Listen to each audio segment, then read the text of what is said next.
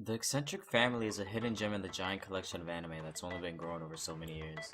And for some reason, it's really deep in the cracks of the anime spiral. The only reason I even heard of it was because it was coming back for season 2 during spring 2017. I never got any anime recommendations from friends to watch it, there were no big anime YouTubers talking about it, and it was ranked 825 on my anime list popularity boards.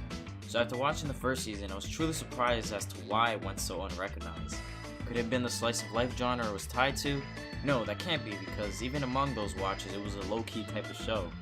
Maybe the juggernauts airing during the summer 2013 season were stealing its thunder, like Attack on Titan, Hunter x Hunter, and Monogatari second season. That could be right, but I think the main thing was the name. The name The Eccentric Family alone could be something to put someone off. I mean, if you really think about it, a lot of people in this world could be tired of certain family members. You live with them on a daily basis, constantly getting annoyed at them and reminded of their bad attributes. Fighting, hating, loving, all this could sometimes feel a bit tiresome throughout someone's life. Then there's what might come to mind when you see the title. Eccentric family? It's probably something about annoying ass siblings living together.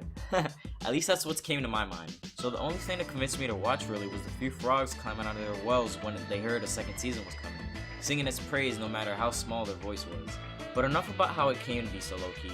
Let's dive into what it's actually about. The story centers around a tanuki named Yasuburo. What is a tanuki? A tanuki in their world is a shape-shifting raccoon dog, able to take the form of anything they desire, even humans.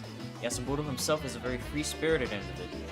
He's too proud to simply be a mere tanuki, admires the tengu, beings with the ability to fly through the skies, loves imitating humans, and is always living a life on the edge in hopes of leading an interesting life, always doing something questionable and weird.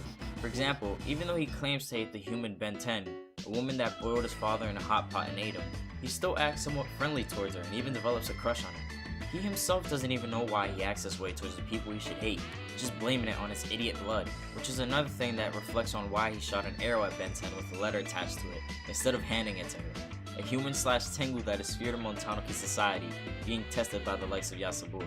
In the first episode alone, we get introduced to all the aspects pertaining to it in an intriguing way. Its absurdity in characters and tone, the care and tenderness put into the animation and music, giving it a charm that is unique to it, and the cold and harsh reality that some characters face during their time, giving us a few things that the viewer can relate to. While 50% of the screen time is centered around Yasuburo, the story still revolves around his family and relationship and how they hold themselves together after their father's death. Just to let you grasp the characters a bit, let me give you a quick synopsis. The oldest of the Shimogamo brothers' name is Yaichiro. He is the most responsible of the four, putting on his father's shoes after he left him, trying to be a tanuki others can respect. Yajiro is the second son of Soichiro. When his father died, he hurled himself into wells of frogs staying there for years, becoming unable to transform back into a tanuki because he stayed as a frog for too long, giving occasional advice to people who went there to visit him. Yasuburo is the third son, making him the second youngest brother, and lastly the youngest brother in the Shimogamo family's name is Yaishiro. He is the most innocent of the three, but still works hard so he can be a good tanuki one day. Tying them all together, they have Tosen, their mother. She is very protective of her children and does her best to make up for the loss of their father, to the point where she usually dresses as a male. A lot of the tanuki in the society are constantly saying her children are failures, but it doesn't bother her because she is just happy to have her boys being alive. This family's relationship at bonds ends up being one of the more prettier parts of the series. Seeing the way they interact and live with each other is heartwarming to the core. And I know I talked about how an anime about a family might seem a bit off-putting to others because of their experiences with their own blood, but seeing the way this family was brought together after their father's death is something that anyone can relate to. We never know when we might lose someone who was important to us in life. However, when that happens, not only do you feel depressed and get a sense of loneliness in your heart, you also feel appreciation for the ones you have around you still. Just as Yasuburo said in episode 8, what held us diverse brothers together was the love of our mother, deeper than the sea, and parting with our great dad. One major departure can connect those left behind. Their father's death was definitely something that distraught them at first, but for the long term made them gain stronger bonds with each other.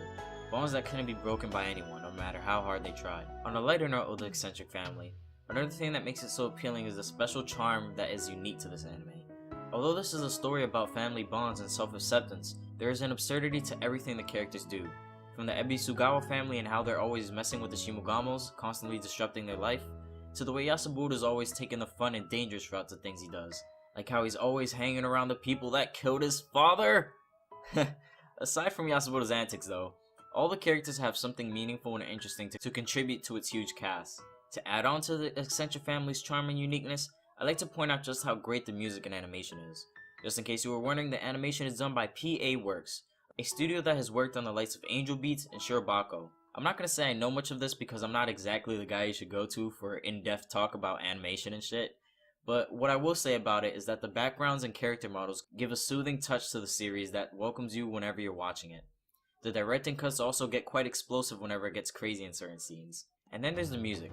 OSTs in anime a lot of times are non-existent to the viewer whenever watching it, but not for this Eccentric family. 100% one of the first things I fell in love with this series was the music. Standing out in different points of the episode surprised me with how lively or emotion evoking they were. The instances in which these scores are needed definitely warrant them and have their own meaning, but having this music to back it up really sets the mood for what the characters are feeling, giving you a good idea of the weight some might be feeling with every instrument's intense and crossing sound. The charm and the roots connecting these characters making you feel for them is only a few of the things that I truly love about this series. I really feel like I could talk about it for hours with all the different things to talk about. That would make one hell of an edit, so for my final point of this anime, I'd like to address the message that it's trying to convey about accepting oneself. After the death of Soichiro, the Shimogamo family, all the Tanuki society said of the Shimogamo brothers was how they failed at inheriting their father's great blood. Before Soichiro died, he was a Tanuki respected by many and a figure that united all Tanuki society.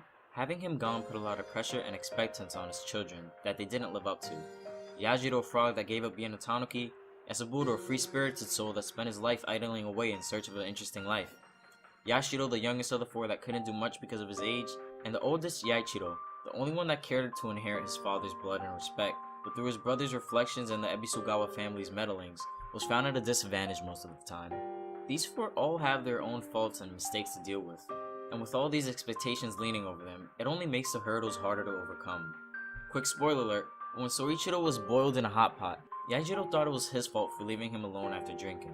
All the tears and sadness of his family during the time shattered his very being, thinking he was terrible for taking away his brother's father and mother's love. Not only that, but what the other Tanuki said about him being a failure and a useless person, all sunk in, making him believe what they said was true about him. The guilt and self-hatred he felt is what made him give up being a Tanuki and live as a frog in a well, hiding from everything and spending his days eating bugs and staring at the stars. When the other brothers learned of this, they didn't start to hate him or blame him. They simply cried because they understood the feeling he's been bearing all those years, constantly thinking that he tore apart his family when it wasn't even him, but his uncle Sona, the Ebisugawas, that set his father up that night, as they did learn later on in the story. But without forgetting that even though they didn't have that information earlier, they still accepted Yashiro and stayed by his side. When it came to these brothers as a whole, they all have their own struggles and distaste about themselves that they either have to deal with together or personally. And whether they question something about their behavior, it's always blamed on their idiot blood. A quote that is said quite often, something that didn't hit me until the last episode of the rewatch for this video. A huge load of things happen in a person's life. Lots of mistakes are made, we do strange things, and we do idiotic things. But instead of looking at yourself as a weird or bad person for it, we should look at it as ourselves. Something only you can do, something you can't change, but you must live with. The quote, "It's a manifestation of our idiot blood," just means that what we do as individuals is simply a reflection of our being. This is the sole reason Yasaburo doesn't hate himself for the things he does, like having a crush on the woman who ate his father. He just takes life the way it is and tries to live it in the most fun way he can. Family, drama, struggles, deciding how you should live your life, accepting yourself, happiness, and laughter are all a part of the Eccentric family, and my motivation to make this long video.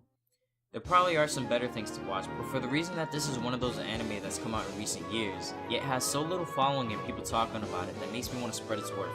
Even if very few will watch, I still had a great time picking apart what I could about this show, and I hope you can find the same worth I did in it when I watched. Thanks for clicking on the video, and I'll be back with another one.